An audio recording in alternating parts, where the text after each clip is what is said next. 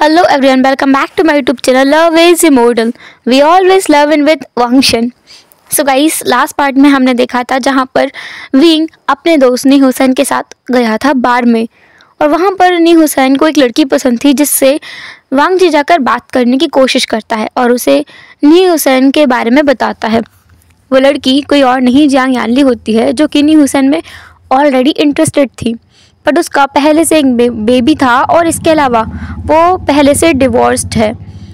वांग जी जो वहाँ पर जियांग यानली और नी हुसैन को बस एक साथ देख ही रहा था, तभी कोई उसे पीछे से ग्रैब कर लेता है।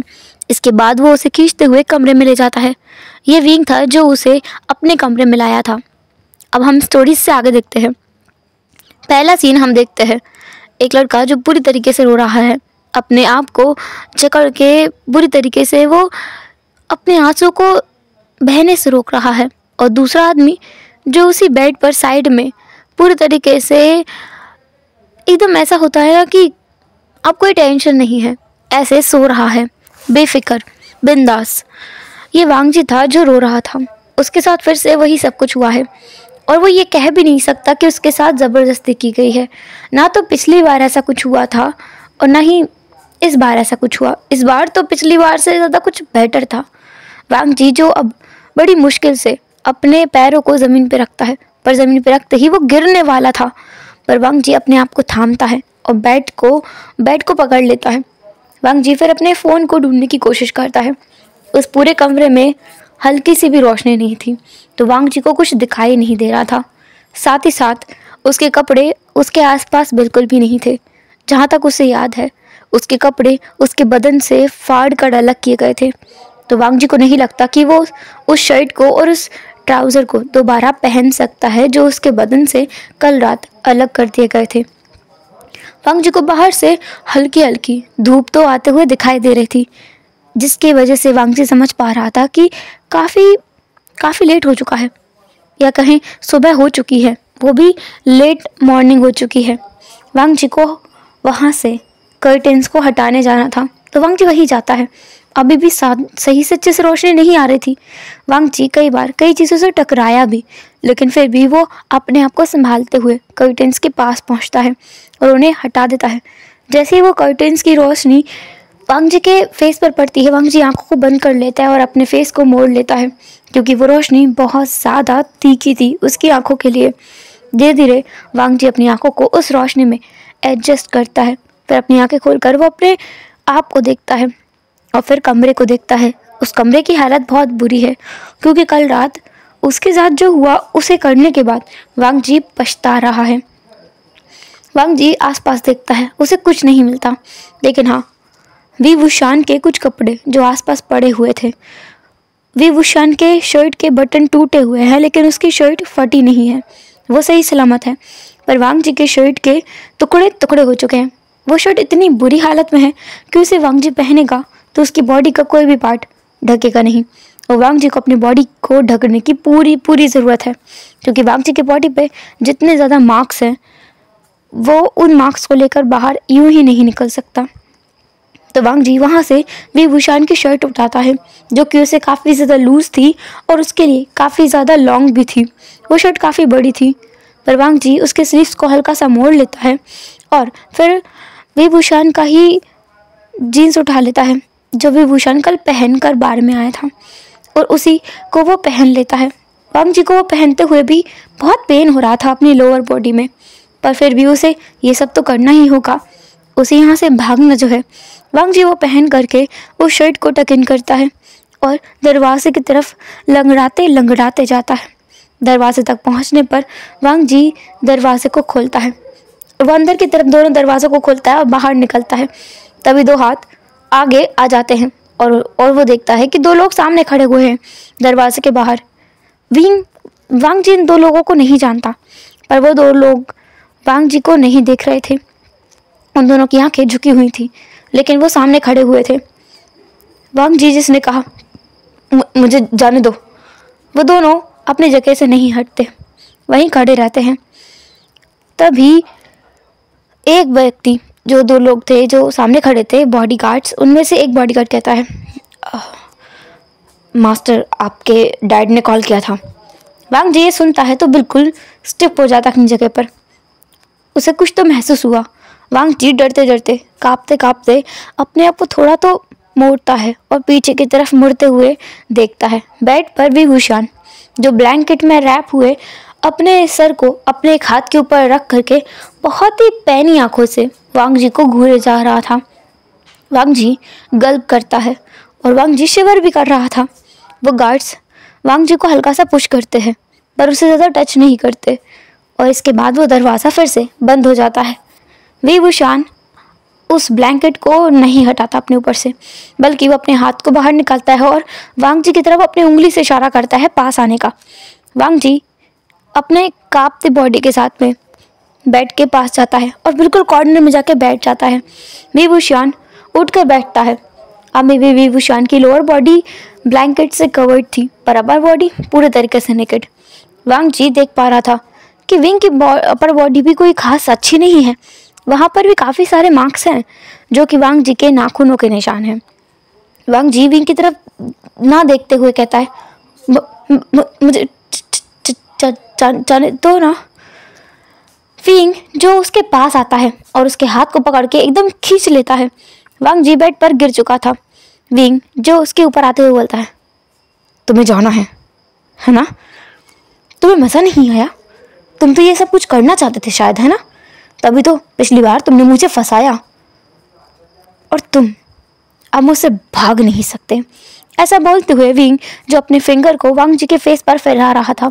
वांग जी को बहुत डर लग रहा था। सच में लिटरली उसे लग रहा था कि अब वो किसी शेर के पंजे में फंस गया हो और वो यहाँ से चाहकर भी भाग नहीं सकता। वांग जी को महसूस हो रहा था कि वो कोई छोटा मोटा सा चूहा हो जिसे एक शेर ने अपने पंजे के तले दबोच लिया हो और अब वो शेर उसे भूखी आंखों से देख रहा हो। विंग जो वांग जी को बस देखे जा रहा था। वांग जी को पता भी नहीं चला कि कब विंग ने वांग जी की शर्ट को हटा दिया था उसकी बॉडी से, जो वो उसने चिपका करके अच्छे से बांध कर पहना था। वहाँ से उसके दोनों साइड्स को उसने अलग कर दिया था। विंग अब वांग जी की चेस्ट को देखे जा रहा था। वांग जी अपने हाथों से अपनी चेस्ट को कवर करता, लेकिन कैसे? विंग ने उससे पहले ही वांग जी के दोनों हाथों को अपने दोनों हाथों से ब्लॉक कर दिया था। दोनों साइड में उसे पकड़ लिया था बहुत टाइटली। वांग जी की कलाइयों में भी दर्द होने लगा था क्योंकि कल रात को भी तो यही कुछ हुआ था। वांग जी जब विंग को देखता है कि वांग जी को विंग कितनी अपनी भूखी आंखों से देख रहा है, तो वांग जी को कल रात का वो सब कुछ याद आने लगता है जो शायद वो भूल जाना चाहता है। कल रात जब विंग उसे खींचकर कमरे में लेकर आया था तब विंग ने उसे बेड पर पटक दिया था और वांग जी के ऊपर आते हुए उसने वांग जी के दोनों हाथों को कस के पकड़ा था। लेकिन कुछ समय बाद वो हट गया वहाँ से और बेड के साइड में जाकर के अपने बालों को खींचते हुए वांग जी से पूछने लगा कि वांग जी ने ऐसा कुछ क्यों किया और किसके कहने पर किया। अगर वांग जी उसे बता दे कि ये सब कुछ उसने किसके कहने पर किया था तो विंग उसे जाने देगा। पर वांग जी जो उस इंसान को बिट्राई नहीं कर सकता, बता ही नहीं सकता कि किसने उससे ये सब कुछ करने के लिए कहा था। अगर उसने बता दिया तो शायद वो इंसान जो इतना ज़्यादा पावरफुल है उसकी फैमिली को नहीं छोड़ेगा। इसलिए वांग जी चुप रहा। जब विंग को कोई जवाब नहीं मिला तो विंग वांग जी के पास आया, उसके जबड़े को बिल्कुल टाइटली होल्ड करते हुए कहा, तुम नहीं बताओगे है ना? वांग जी जिसने मुंह नहीं खोला, वांग जी का मुंह एकदम टेढ़ा कर दिया था विंग ने। फिर वांग जी विंग के गाल पर एक स्लैप भी कर देता है क्योंकि विंग को बहुत गुस्सा आ रहा था। विभूषण किसी के सामने झुकने वालों में से नहीं है, लेकिन इस एक इंसान की वजह से उसे शर्मिंदा होना पड़ा था और उसकी ज़िंदगी में बहुत कुछ गड़बड़ हो गया इस इंसान की वजह से। होता है ना कि जब हमारे ऊपर बीतती है तो हम दूसरे के ऊपर क्या बीती है जानना ही नहीं चाहते। और विंग की नज़रों में तो वांग जी एक ऐसा इंसान था जिसने पैसों के लिए ये सब कुछ किया और उसे ये भी लग रहा था कि किसी ने इसे हायर किया ही होगा, वरना इतनी आसानी से ये लड़का जिसके पास एक पैसा नहीं था वो अचानक कैसे विभूषण के कमरे में पहुंच गया, उसके उस लग्जरियस होटल में, रिजॉर्ट में। ये बात हैरान कर देने वाली थी। विभूषण जो वांग जी को बेड पर एकदम प्रेस कर देता है और कहता है, तो तुम नहीं बताओगे है ना? तो ठीक है, मैं तुम्हें आज वो दूंगा जो तुम मुझसे लेना चाहते थे। तुम्हें बहुत मज़ा आता है ना मेरे साथ इंटीमेट होने में, मेरी बॉडी को फील करने में, है ना? तो मैं तुम्हें आज वही कराऊंगा। तुम्हें इतना फील कराऊंगा ना, इतना फील कराऊंगा कि तुम्हें खुद से घिन आने लगेगी कि तुम एक मेल होकर दूसरे मेल के साथ में कैसे कुछ फील कर सकते हो। विंग ये बोलते हुए वांग जी के दोनों हाथों को उसके सर के ऊपर पिन कर देता है और उसके नेक पर शक करने लगता है। वो उसे किस नहीं करता बल्कि शक करने लगता है। वांग जी को बहुत अजीब महसूस हो रहा था, लेकिन उसे बुरा नहीं लग रहा था। ये सबसे अजीब बात थी। उसे अलग महसूस हो रहा था, ये और अजीब बात थी। वांग जी को तो अभी डिस्गस्टेड फील होना चाहिए, उसे गुस्सा आना चाहिए, क्योंकि एक इंसान उसके ऊपर ज़बरदस्ती कुछ करने की कोशिश कर रहा है। वांग जी अचानक से चीख पड़ा क्योंकि विंग ने उसे काटा था उसके नेक पर। ऐसा ही विंग कर रहा था। वांग जी को शक करके वहाँ पर वो बाइट कर रहा था। शक करते हुए तो वांग जी को अलग महसूस हो रहा था और बाइट करने पर उसे पेन हो रहा था। वांग जी की पूरी बॉडी पर विंग यही प्रोसेस करता रहता है जब तक कि वांग जी की आंखों से आंसू आना चालू नहीं हो गए थे। इसके बाद भी विंग नहीं रुका था। वो वांग जी को और भी ज़्यादा ह्यूमिलेट करना चाहता था। इसके लिए वो वांग जी को पलट देता है, उसके कपड़ों को एकदम फाड़ कर हटाता है, निकाल कर नहीं। पूरे कपड़े इधर उधर बिखेर देता है। और वांग जी का फ़ोन कब विंग के हाथ में आया वांग जी को भी नहीं पता। विंग उस फ़ोन को अपने पास छुपा कर रख लेता है और उसे उल्टा करके उसके साथ डायरेक्ट इंटीमेट होने लगता है। वांग जी को बहुत पेन होता है। वांग जी की आंखों से आंसू कॉन्स्टेंटली बहने लगते हैं, साथ ही उसके गले से बार बार चीखें निकल रही थी। फिर फर्स्ट राउंड के बाद शायद विंग थोड़ा रुक गया था, उसे शायद खुद भी थोड़ा रेस्ट लेने की ज़रूरत थी। तो विंग जो 2 मिनट का ब्रेक लेता है जिसमें वो पानी पी कर आता है, उसके बाद फिर से वो इंटीमेट होना चालू कर देता है। और अब हैरानी की बात यह थी वांग जी के लिए कि वांग जी को पेन हो रहा था, लेकिन पेन के साथ साथ उसे कुछ और भी फील हो रहा था। स्टार्टिंग में वांग जी काफ़ी ज़्यादा टाइट था, इसलिए शायद उसे बहुत पेन हुआ था, लेकिन अब एक राउंड जाने के बाद में वांग जी की बॉडी उस टच के लिए शायद क्रेविंग कर रही थी, इसलिए उसे अच्छा भी लग रहा था। वांग जी काफ़ी पेन में करहा रहा था, मौन नहीं कर रहा था। वो फीलिंग काफ़ी कम थी अच्छा लगने वाली, बाकी तो उसे पेन ज़्यादा हो रहा था। विंग अपने आप को जब तक सेटिस्फाई नहीं कर लेता है तब तक वो वांग जी के साथ में इंटीमेट होता रहता है। एंड लास्टली मॉर्निंग के टाइम पर विंग अपनी बॉडी को हटा लेता है वांग जी के ऊपर से, ब्लैंकेट में कवर करके वो अपनी आंखों को बंद कर लेता है। वांग जी जो वहीं काफ़ी देर तक पड़ा रहता है उसी पोजीशन में अपने पेट के बल। धीरे धीरे वो अपने आप को मोड़ने की कोशिश करता है और अपनी पीठ के बल लेट जाता है। वांग जी बहुत गहरी गहरी सांसें लेता है और साथ में वो रो भी रहा था, बुरी तरीके से रो रहा था। वांग जी को प्यार नहीं किया है विंग ने, उसे सज़ा ही दी है, बहुत बुरी सज़ा दी है। वांग जी को सच में अब बहुत बुरा लग रहा था। उसे लग रहा था कि विंग ने उसकी बॉडी का इस्तेमाल किया है अपने आप को सेटिस्फाई करने के लिए। वांग जी किसी लायक नहीं है। वांग जी को महसूस हुआ कि उसकी ज़िंदगी तो कुछ रह ही नहीं गई है। हर कोई उसे अपने काम के लिए इस्तेमाल करता है, अपने फ़ायदे के लिए उसे इस्तेमाल करता रहता है। वांग जी की ज़िंदगी में कुछ भी अच्छा नहीं है, कुछ भी नहीं। वांग जी को मर ही जाना चाहिए, क्योंकि ये सब कुछ उसके लिए बहुत ज़्यादा ह्यूमिलेटिंग था। एक तो वो एक मेल है, उसे फीमेल की तरफ अट्रैक्ट होना चाहिए। दूसरी चीज़, वो इतना सब कुछ होने के बाद भी इस सामने वाले इंसान से नफ़रत नहीं कर पा रहा था, क्योंकि वांग जी के मन में गिल्ट था, एक बहुत बड़ा गिल्ट, क्योंकि उसने ही तो पहले ये इनिशिएटिव लिया था। लगभग 1 साल पहले वही तो गया था विभूषण के पास जब विभूषण ड्रग्ड था, और उसने विभूषण का फ़ायदा उठाया था, वो भी लड़की बनकर। जहाँ तक वांग जी को लगता है विभूषण कभी लड़कों में तो इंटरेस्टेड था ही नहीं, तो वो वांग जी को क्यों ही अपनाता। ये बात भी सही है। इसलिए वांग जी को बस अपने ऊपर ही गुस्सा आ रहा था, गलती उसकी ही है। हालांकि वांग जी ये बात भूल गया कि उसने किन हालातों में ये सारा कुछ किया था। वांग जी वहीं पर कुछ देर लेटा रहा, फिर बाद में वो अपनी बॉडी को समेटता है, लेकिन अपने बहते हुए आंसुओं को नहीं रोक पाता। वांग जी अपने आप को गले लगाकर काफ़ी देर तक रोता है और अपने आप को समझाने की कोशिश करता है कि वो ऐसे मरने के बारे में सोच भी नहीं सकता। अगर वांग जी खुद के लिए नहीं जीना चाहता तो कोई बात नहीं, पर उसे अपने भाई और अपनी मॉम दोनों के लिए जीना ही होगा। उन दोनों की जिम्मेदारी उसके डैड ने वांग जी के ऊपर ही तो सौंपी है, तो वांग जी ऐसे कैसे अपनी ज़िंदगी को ख़त्म करने के बारे में सोच सकता है। ये सोचकर वांग जी के अंदर थोड़ी सी हिम्मत आई। उसने अपने आप को समेटा और यहाँ से भागने के बारे में सोचा। पर उससे पहले ही उसका प्लान फेल हो गया। वांग जी जो रो रहा था, उसकी आंखों में आंसू आ गए थे।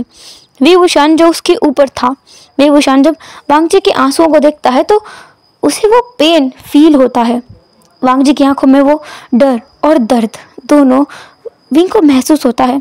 इसके अलावा वांग जी गिल्टी भी है, ये भी उसे महसूस होता है। काफ़ी सारे इमोशंस थे वांग जी की आंखों में, जिन्हें विंग काफ़ी हद तक पढ़ पाया और उसे बहुत बुरा महसूस हुआ, जिसके चलते वांग जी के साथ विंग अब कुछ और कर नहीं पा रहा था। तो वांग जी के ऊपर से विंग हट जाता है, पर उसे खुद पर गुस्सा आ रही थी कि इस इंसान ने उसके जीने की इकलौती वजह जैसे छीन ली है। विंग की खुशी, उसका प्यार, उसका सब कुछ इस इंसान ने उससे दूर कर दिया। तो विंग को इस पर गुस्सा आना चाहिए और गुस्सा आना चाहिए, पर वी वुशान ने क्या किया, इस इंसान के साथ वो एक बार फिर इंटीमेट हो गया। ऊपर से अब इस इंसान को वो मार भी नहीं रहा है। इस इंसान को तो विंग को टॉर्चर करना चाहिए ना, बहुत ज़्यादा, जैसा कि उसने सोचा था कि इसे जंजीरों से मार करके वो चाबुक से मारेगा और फिर उस पर नमक लगाएगा उसके घावों पर और इसके काट करके कुत्तों को डाल देगा इसकी हड्डियाँ। पर वांग जी के साथ विंग ऐसा कुछ क्यों नहीं कर पा रहा है। विंग खुद फ्रस्ट्रेटेड था, लेकिन कुछ भी हो वो इस इंसान को माफ़ बिल्कुल नहीं करेगा। तो विंग जो वहाँ से उठता है और वांग जी की तरफ देखता है, फिर वांग जी की शर्ट को वो सही से ठीक करता है और उसके हाथ को पकड़ता है और कहता है, अपना मुंह बंद रखना, अगर एक शब्द भी बोला ना तो मुझे पता है तुम्हारा भाई और तुम्हारी मॉम कहाँ है। वांग जी अब ये सुनता है तो वो बस वहाँ पर चुपचाप बैठा रहता है। वो सदमे में था, कुछ सोच नहीं पा रहा था कि उसकी मॉम और उसके भाई के बारे में वुशियान को पता है। अगर वांग जी ने विंग को सच नहीं बताया तो वुशियान जा करके उसके मॉम एंड भाई को नुकसान ना पहुंचा दे। अब वांग जी थोड़ा डर गया था। वी वुशियान जिसने वांग जी के हाथ को टाइटली होल्ड किया, बहुत ज़ोर से पकड़ा था, जिसकी वजह से वांग जी की कलाइयों में भी दर्द हो रहा था। विंग की उम्र वांग जी से काफ़ी ज़्यादा है और वी वुशियान वांग जी के मुकाबले काफ़ी ज़्यादा मस्कुलर भी है। वी वुशियान के मुकाबले वांग जी की स्ट्रेंथ काफ़ी कम है, इसलिए वांग जी को ज़ोर से पकड़ने की वजह से वांग जी को दर्द भी हो रहा था। विंग उसे खींचते हुए ले जाता है अपनी कार में, वहाँ पटक देता है उसे ला करके और ड्राइवर से चलाने के लिए कहता है गाड़ी। विंग ने कुछ कपड़े पहन लिए थे क्योंकि वो उसका खुद का अपना रूम था जो हमेशा के लिए बुक रहता है, तो वहाँ पर वी वुशियान के लिए ढेरों कपड़े थे, जिन्हें वो में से एक सूट वो पहन लेता है और सीधे वांग जी को लेकर के कहीं जाने लगता है। वांग जी को महसूस होता है कि ये जो गाड़ी है ये कहीं अलग ही दिशा में जा रही है, जिस दिशा को वो समझने की कोशिश कर रहा था। जब तक वो समझ पाता शायद तब तक बहुत देर हो चुकी थी, क्योंकि वी वुशियान उसे शहर से काफ़ी दूर ले आया था, ऐसी जगह पर जहाँ से शायद वांग जी कभी वापस ना जा पाए, क्योंकि अब जंगल लग चुका था, काफ़ी घना जंगल जैसे होता जा रहा था। और एक पॉइंट ऐसा आया जहाँ के बाद वो लोग गाड़ी से चल के नहीं जा सकते थे, उन लोगों को कार से अंदर जाना मुमकिन ही नहीं था। तो वी वुशियान वांग जी को बाहर निकालता है और वहाँ पर जो ड्राइवर था उससे कहता है कि वो यहीं रुके और जब वी वुशियान आएगा तब वो लोग वापस जाएंगे। ऐसा बोल कर वी वुशियान वांग जी को खींचते हुए वहाँ से ले जाने लगता है। वांग जी खुद भी चलते हुए जा रहा था, हालांकि उसे पेन हो रहा था जिसकी वजह से वो धीरे धीरे चल रहा था, पर वी वुशियान के अंदर शायद पेशेंस खत्म होते जा रहा था, जिसकी वजह से वो वांग जी को खींचते हुए ले जाया जा रहा था। काफ़ी लंबा चलने के बाद में वांग जी को तो ऐसा लगा कि उसके पैर अब बस उसके शरीर से अलग होकर के नीचे गिर जाएंगे। तब जा करके विंग एक जगह पर रुकता है। वी वुशियान एक ऐसी जगह पर आ गया था जहाँ पर शायद कोई इंसान रहता ही नहीं है, क्योंकि हर जगह पर पेड़ ही पेड़ थे, सिर्फ और सिर्फ पेड़ के अलावा कुछ भी नहीं। लेकिन हाँ, सामने एक छोटा सा घर ज़रूर दिख रहा था जो कि दिखने में काफ़ी सुंदर था, पर वांग जी का ध्यान इस चीज़ पर नहीं था, वो तो दर्द में था, बहुत दर्द में था। वी वुशियान उसे अभी दोबारा खींचता है, उस घर के अंदर ले जाता है। वो घर ज़्यादा छोटा नहीं था, काफ़ी बड़ा था, जिसके अंदर नीचे 4 कमरे थे और ऊपर भी 4 कमरे थे। वांग जी को विंग खींचते हुए अपने खुद के 2nd फ्लोर के कमरे में सीढ़ियाँ चला कर लेके जाता है। सीढ़ियों को चलते चलते भी वांग जी का दम एकदम निकल ही आया था, ऐसा लग रहा था कि किसी भी पल वो गिर जाएगा। फाइनली विंग उसे लाकर बेड पर पटक देता है और वांग जी को अब जाके थोड़ा आराम मिलता है। वांग जी को तो फील ही नहीं हुआ कि ये कहाँ वो लेकर आया है, मतलब कहाँ विभूषण उसे लेकर आया है, कब उसे बेड पे लाके पटक दिया। वांग जी को महसूस नहीं हुआ, उसे बस ये महसूस हुआ कि अब वो चल नहीं रहा है। वांग जी की आंखें तब हल्के हल्के से बंद होने लगती हैं, और कब उसकी आंखें पूरी तरीके से बंद हो जाती हैं उसे पता ही नहीं चलता। नेक्स्ट टाइम जब वांग जी अपनी आंखें खोलता है तो वो खुद को एक बहुत ही मुलायम सॉफ्ट से बेड पर पाता है। वांग जी जब पूरी तरीके से जाग जाता है और वो अपने आसपास देखता है तो देखता है कि एक विंडो खुली हुई है और उसमें कांच लगा हुआ है, ट्रांसपेरेंट विंडो है जिससे हम अंदर का बाहर देख सकते हैं, पर शायद बाहर से अंदर का नहीं देख सकते। वांग जी देख पा रहा था कि शाम हो चुकी है, सूरज डूब रहा है, सूरज की लालिमा आसमान में छाई हुई है।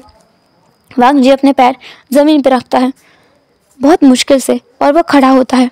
तब उसे महसूस होता है किसी ने उसका इलाज किया है शायद, क्योंकि उसे मन लग रहा था कि किसी ने उस पर मेडिसिन लगाई है।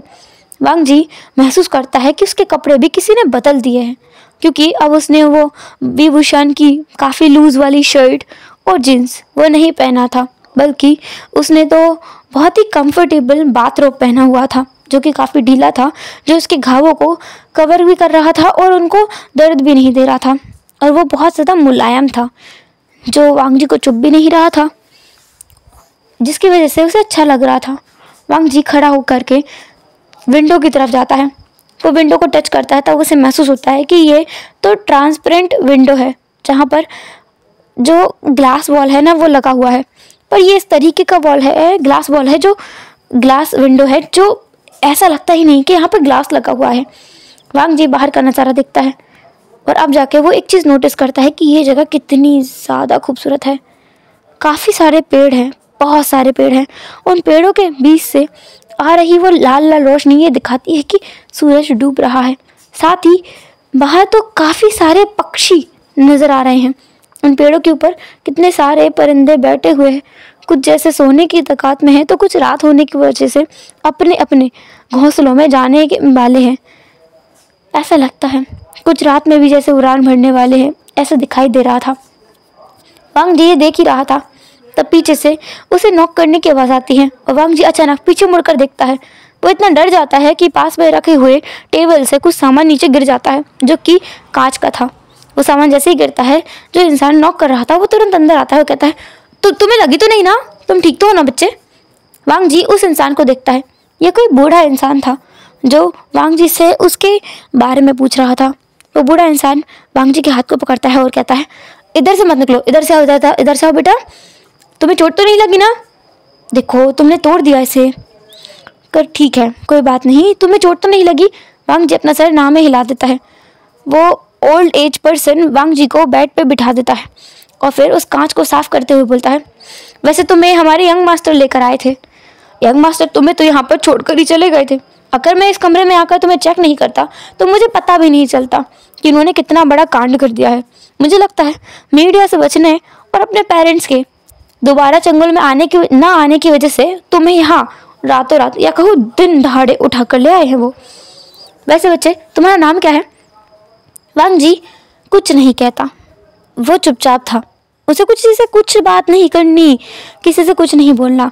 वो ओल्ड एज पर्सन वांग जी की तरफ देखता है और हल्का सा मुस्कुराते हुए कहता है, लगता है वो तुम्हें ज़बरदस्ती उठा कर लाए हैं।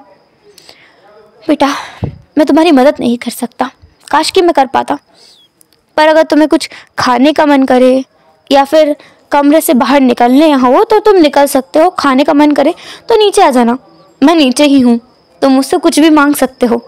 ऐसा बोलकर वो इंसान जो उसने कांच साफ किया था अभी, जो वांग जी ने तोड़ दिया था गलती से, उसे लेकर चला जाता है। वांग जी अभी भी चुपचाप बैठा हुआ था, उसे किसी से कुछ बात नहीं करनी है, कुछ नहीं खाना है। वो पहले से बहुत गिल्टी है और बहुत परेशान है अपने मॉम एंड अपने ब्रदर के लिए, जो कि भूषान ने उसे कहा था कि वो उन्हें नहीं छोड़ेगा। शायद विभूषण उनको मिलने के लिए गया है, उनको लेने के लिए। जैसे ये दिमाग में आया ना वांग जी तुरंत खड़ा हो गया और वो अपने पेन को भूलकर सीधे नीचे की तरफ दौड़ा। उसने कहा, मेरी बात सुनिए, आप क्या बता सकते हैं विभूषण कहाँ गया है? क्या वो वापस शहर गया है? कहाँ गया वो? तभी वो ओल्ड एज पर्सन बोलता है, नहीं पता बेटा, वो हमें कभी बताकर नहीं जाता, और वैसे भी वो साल में एक बार यहाँ आता है अपने जन्मदिन से कुछ दिन पहले। पर आज तो हैरानी की बात है, वो अपने जन्मदिन ना होने के बावजूद भी यहाँ आ गया। वैसे मुझे इस बात की काफ़ी खुशी है, पर वो शहर गया है या नहीं गया है, या फिर अब्रॉड चला गया है, या फिर जंगलों में कहीं घूम रहा है, मुझे नहीं पता, क्योंकि वो मुझे बताए बिना कहीं भी जाता है, पर मुझे सही से नहीं बताता। वांग जी बस उसकी तरफ देख रहा था कि ये कैसा इंसान है। तब वांग जी बोलता है, फोन आपके पास फ़ोन होगा ना, और वुशियन का नंबर भी होगा, आप मुझे लगा कर दे सकते हैं। वो इंसान वांग जी को देखता है और कहता है, तुमने देखा नहीं शायद। शायद देखोगे भी कैसे, तुम शायद बेहोश थे जब वो तुम्हें लेकर आया था। ये जंगल है, जंगल में नेटवर्क नहीं होते तो फ़ोन भी नहीं लग सकता। वांग जी कहता है, मुझे जाना है। वो इंसान वांग जी के हाथ को पकड़ता और कहता है, बेटा मैंने कहा तुम नहीं जा सकते, तुम इस घर में कहीं भी घूम सकते हो, जो चाहे वो बनवा कर खा सकते हो, मैं तुम्हारा ट्रीटमेंट भी करूँगा, पर तुम इस घर से बाहर नहीं जा सकते, और ये मेरे यंग मास्टर का ऑर्डर है जिसे मैं किसी भी हालत में नहीं टालूंगा। वांग जी कहता है, ऐसे कैसे नहीं टालोगे, मुझे जाना है, वो मेरे भाई को या मेरी मॉम को कुछ कर देगा तो। तभी वो बूढ़ा इंसान कहता है, देखो यंग मास्टर बिना बेवजह किसी को नहीं मारते और ना ही कुछ बुरा करते हैं, पर हाँ अगर किसी ने उनका कुछ बिगाड़ा हो तो उस इंसान को कोई नहीं बचा सकता। अगर तुम्हारी मॉम और तुम्हारे ब्रदर ने कुछ नहीं किया है, मैंने किया है, मैंने बहुत कुछ किया है मेरी वजह से। तुमने अगर किया है तो बच्चे तुम्हें चिंता करने की जरूरत नहीं है, अंकल बोलते हैं। वो आगे कहते हैं, तुम्हारी गलती की सजा तुम्हारे ब्रदर एंड मॉम को मेरा वुशियन कभी नहीं देगा, इसलिए शांत रहो और आराम करो, ठीक है। वांग जी कंफ्यूज था, परेशान था, वरिड था, और वांग जी को इस बूढ़े इंसान की बातों पर बिल्कुल भरोसा नहीं हो रहा था। और ऊपर से उसके कपड़े भाई इस इंसान ने बदले हैं। ये इंसान जब बोल रहा है विभूषण के बारे में, उसने कहा ना कि वो ला करके इसको छोड़ के भाग गया था, तो उसको ट्रीट करने का काम तो इसी इंसान ने किया होगा। तो पक्की बात है ये इंसान कोई सही इंसान भी नहीं हो सकता, और वांग जी किसी पर ऐसे ही भरोसा नहीं कर सकता। पर अब वो करे भी तो करे, ये इंसान उसे जाने भी नहीं दे रहा है। वांग जी सोचता है कि वो रात में चुपके से निकलेगा। ये जब सो जाएगा ना ये बुढ़ा, तब निकलेगा, इसे पता भी नहीं चलेगा, और वांग जी भाग जाएगा। वांग जी ये सोचते हुए अपने कमरे में अंदर चला जाता है और वापस जाकर के लेट जाता है अपने बेड पर। वांग जी जो सो नहीं पा रहा था, लेकिन वो लेटा हुआ था, ये सोचते हुए कि वो भागेगा, बहुत जल्द भागेगा, बहुत जल्द से जल्द यहाँ से निकल जाएगा।